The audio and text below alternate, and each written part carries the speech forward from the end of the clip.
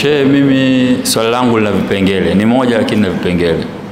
Swali langu linasema hivi, ikitokea kafiri akasilimu leo sasa hivi, je, anaweza akaendelea na funga, akanuia na kuendelea na funga? Kama hapana, anaweza akaanza kesho. Je, baada ya kumaliza atakuwa amefunga chungu 10 au 9? Kwa hiyo anaweza akarejelea kulipa au la, Mwenyezi Mungu anamsamehe kwa pale anafanya muendelezo? Shukran. Kafiri kwa lugha nzuri asiyekuwa Muislamu akaingia Uislamu, huyo hukumu yake ina tofauti kidogo na yule ambaye yuko katika Uislamu. Huyu kwanza lazima tuelewe sheria imemuita nini? Imemuita muallaf qulub, ni mtu mwenye kuzoezeshwa vitu kidogo kidogo katika dini ya Uislamu, kwa sababu hakuishi nayo kwa muda mrefu. Kwa kuna vitu anazoezeshwa.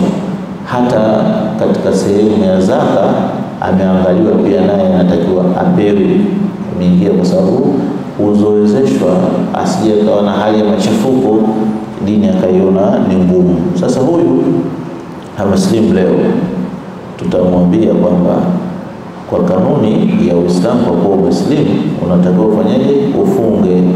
Lakini kwa kuwa wewe leo hii umekosa nia, utakuwa ujizuilie mpaka jioni ule. Ujizuilie mpaka jioni ndio ule. Na siku ya pili anatakiwa afunge.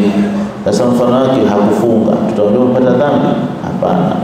Atumwambia dhambi, huyu ni katika wanaozozeshwa. Ataambia ukitokufunga itakuwa umevunja moja ya nguzo, huko anaadhibishwa mpaka aweze kuzoea kufunga. Ili maana sio tena ndio mishipa kutoka. Kwa nini bwana? Tamfanya pia ataweza kuwa wala dini kwa namna hii. Hata Mtume sallallahu alaihi wasallam, kwa nini najibu hivi? Kwa sababu ya dalili zilizokuja.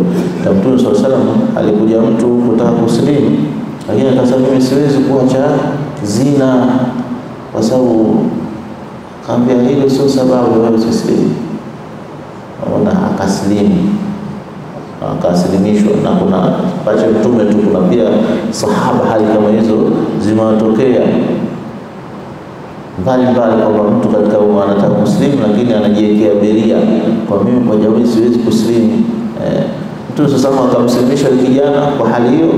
Baada ya kushaslimu akamwambia, wewe una raha mama yako aziniwe? Inawezekana. Je, dada yako una raha aziniwe? Inawezekana.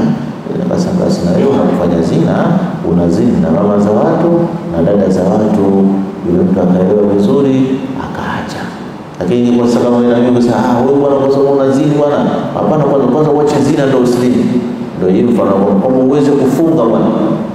Hapana, wale muallaf qulub ni watu hata kuingia Mtume sallallahu alaihi kuingia kijana kwa sababu hakumforce kwamba lazima sasa wewe wache zina lazima. Akatumia logic ya kumfahamisha kwamba kitu hichi ukifanya wewe kina